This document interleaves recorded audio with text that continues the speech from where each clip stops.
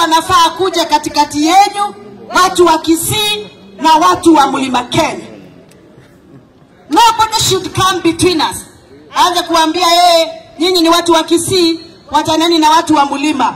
Sisi ni kitu kimoja. Hata mkiongea hapa mimi naelewa vile mnasema.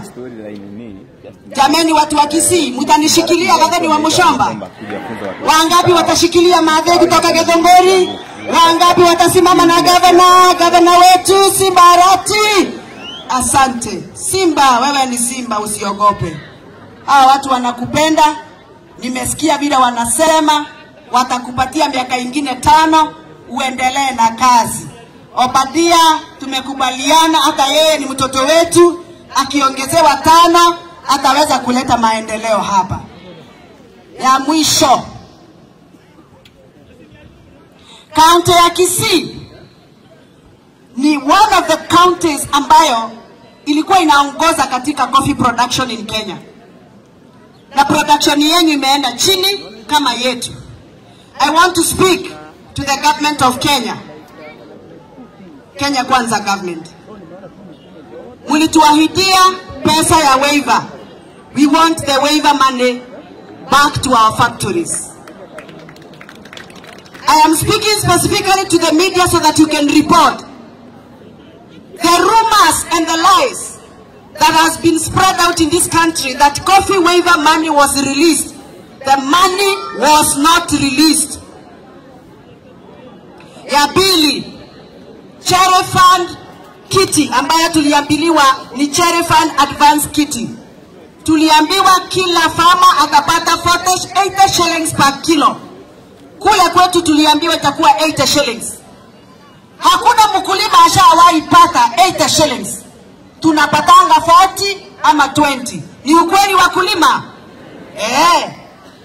Kwa hivyo tunataka kurudisha hii mshale kwa serikali. Maneno ya kupiga PR na wakulima wa kahawa ikome. Kama hakuna pesa, tuambiwa hakuna pesa. Pesa ya Cherry Fund tuliambiwa tumewekewa 6 billion kwa account ya Cherry Fund. I can confirm now nikiwa hapa Kisii. The only money that was put in the account ya Cherry Fund was 500 million only. Out of 6 billion. Tunasikianga ya kwamba kulingana na Auditor General report that pesa ambayo iliwekwa ya wakulima haikuwekwa kwa account ya KPCU ambao wanatupatia Cherry Fund. Hiyo pesa iliwekwa kwa account ya Commercial Bank na ikanunua treasury bills na ikazaa profit ya 181 million.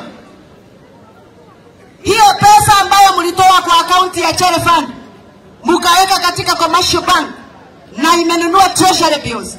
We want you to tell us whether these farmers gave you the permission to do so, because it was not authorized by the National Assembly of Kenya and it was not approved by the farmers. Poleni sana, nimeongea Kiingereza mingi lakini nawatetea jameni. Mungetaka nirudi hapa tena? Mungetaka nikuja niwasaidie hiyo maneno yote tumeongea, tuone vile tutasikizana? Wazee wangu ambao mmefikisha Kenya bahari imefika, naomba mupate shangwe zangu kwa sababu mmefanya kazi mzuri, lakini nataka munisaidie vijana wenyu waingie ili mupate 100 na 150 kwa kila kilo. Kama unataka nipeleke salamu zanyu kwa watu wa Githunguri, nitumeni salamu.